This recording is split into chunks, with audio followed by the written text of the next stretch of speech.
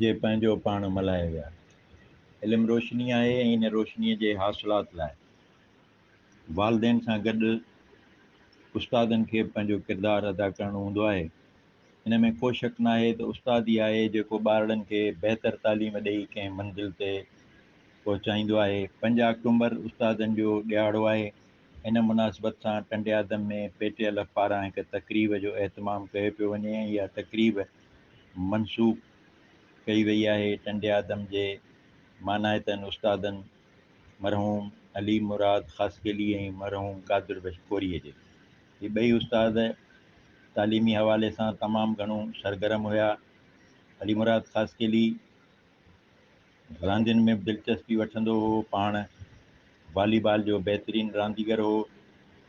वणनि ॿूटनि ऐं गुलनि सां मुहबत कंदड़ अली मुराद ख़ासकेली जी ऑफिस में सदाईं दोस्तनि जा नेड़ा मतल हूंदा हुआ।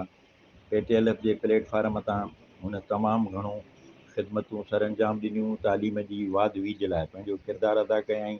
ईअं ई कादिर बशकोरी बि तालीम सां गॾोगॾु समाजी, सक़ाफ़ती ऐं अदबी हवाले सां तमामु घणो सरगर्म रहियो ऐं हू सदाईं पेटीएलएफ जी क़यादत सां ॿांह ॿेली थी रहियो। हर हाल में पाण मल्हायईं। 5 अक्टूबर ते थियल इन तक़रीब में इन्हनि ॿिन्ही उस्तादनि खे भेटा ॾिनी वेंदी जिन पंहिंजी सॼी ज़िंदगी जाखोड़ कंदे इल्म जे वाध ऐं वीज लाइ पंहिंजो किरदारु अदा कयो। जां हुई जीअरी विरची न वेठी, वञी भूए वेठी साड़ींदे खे सॼणे। पेटीएलएफ तालके टंडे आदम जे सदर लखा ॾिनो ख़ासकेली 5 अक्टूबर ते उस्तादनि जे ॾियारे जे हवाले सां मुनक़िद थींदड़ तक़रीब में सभिनी उस्तादनि खे शिरकत जी अपील कई आहे। वफ़ा रज़ा, इबरत न्यूज़, टंडो आदम।